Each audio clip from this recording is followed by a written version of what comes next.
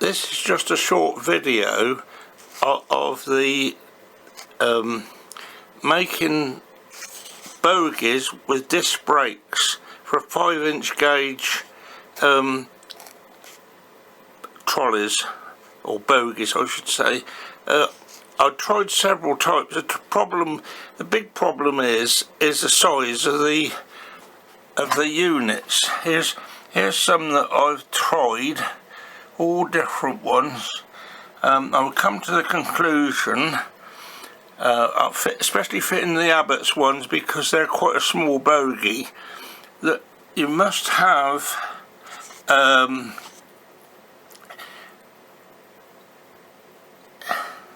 calipers that are double pistoned because they release better. And this size, if you have a good look so you can see what they're like, it'd be the best way to sort of show you. If I come round to the side, you'll be able to see better. That's the type you want, and they're for electric scooters. K13 is one of the names on them, but you can get them from eBay for about 14 quid each, or AliExpress sell them for about 10 quid each, but you have to wait for them to come, which is about a fortnight. Now they're all cable operated. I did experiment with some bogies with hydraulics, and it seems to work alright. There's three of their trucks at Club, which is the Reading Club. I got the idea from Bristol Model Railway Club, where they've been running disc brakes for ages. I've put each set of axles are disced, because if we're pulling a second truck, there's no brakes on it and it's getting highly loaded. I also put the springs, these springs that are at the side. Now Abbott's have 2 each side. I put 4 each side because the weight of a truck is with 4 adults on would be somewhere about 6.5 or 650 pound in weight, plus the trolley. So, and these are about 35 pound per spring. So doubled up on that. I also put ball races, just use Abbott's blocks, and sink a ball race in there, so there's no resistance on turning.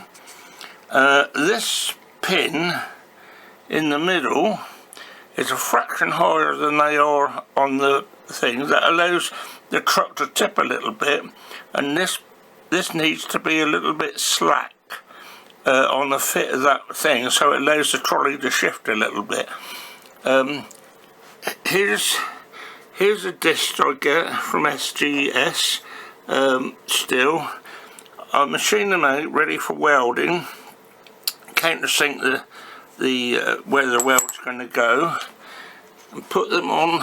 I don't know if you can see it, but I then weld them on there, take off one wheel, machine down the shaft, which is 15 or 16 mil diameter. These are 14 mil. Slip them on so I've got an edge to go up against, and then weld them, and then put the other wheel back on and weld the wheels on, because we've had the wheels slip.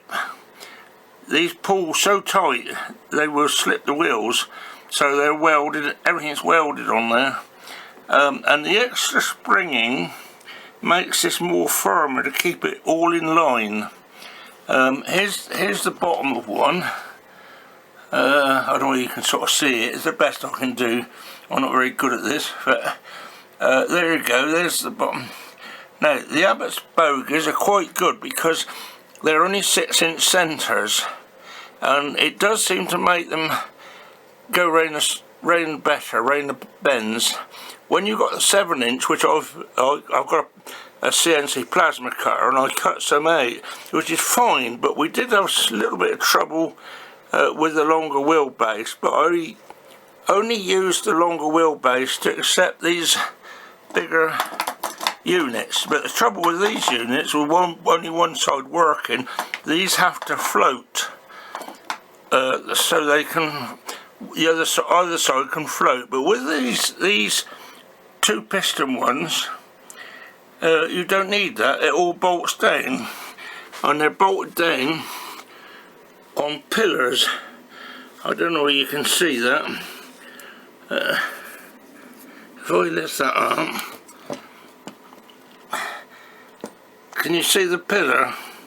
Well, they're mounted up on the, and they're fixed, those pillars, and then those top screws can be slackened, and you can then pull these two together, and then lock them up and let go, and they come off each side to give some, you know, so there's plenty of space. Anyway, and because there's no room to have the bars going across to stop this opening, like on the Abbott's ones, I'll put these bolts on just as keepers, stop it opening. But this, I mean, whatever bogies you've got, but definitely the brakes keep a lot cleaner, and the wheels tendency not to gum up, because with these brake shoes you get a greasy engine and it's all going down, and they get really messy. They don't hold, but these things will hold like hell. But there's no other, apart from the Bristol Club, which was who I got in contact, who've been running about 4 years with disc brakes.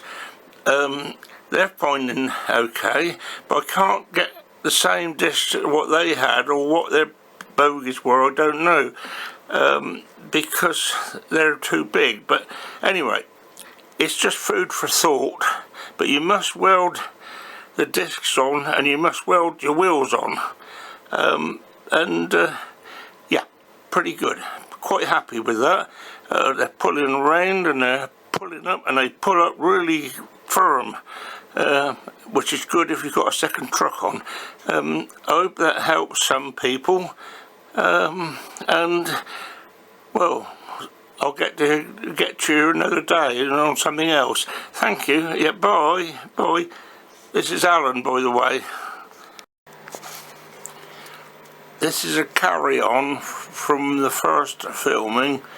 This is the wheels and discs prepared, ready for welding. I will show you some more later on, but that's all ready for welding, and all the wheels are welded on once I've machined the discs after welding. I'll do another update in a minute. This is a continuation of making these disc brake bogies.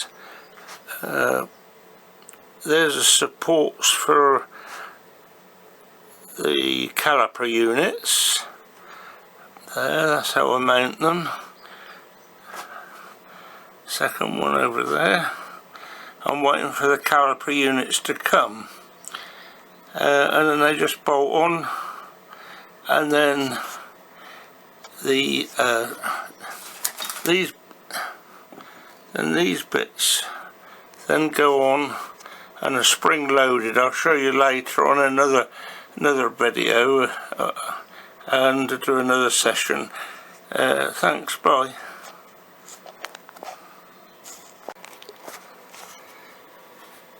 Continuation of these bogies with the disc brakes.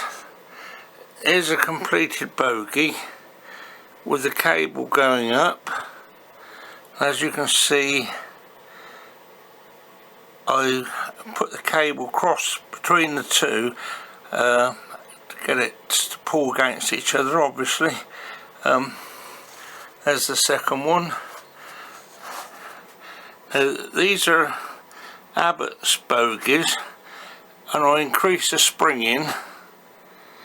I double up on the springing because the weight of 4 passengers on a 5 foot length trolley is approximately £600, so there's a lot of weight there, plus the actual trolley itself. So anyway, that just gives you an idea of what I've done and experimented with, and eventually come up with those. And these are the double piston one, and so have a good look so you can see the type they are. They're for electric scooters. Anyway,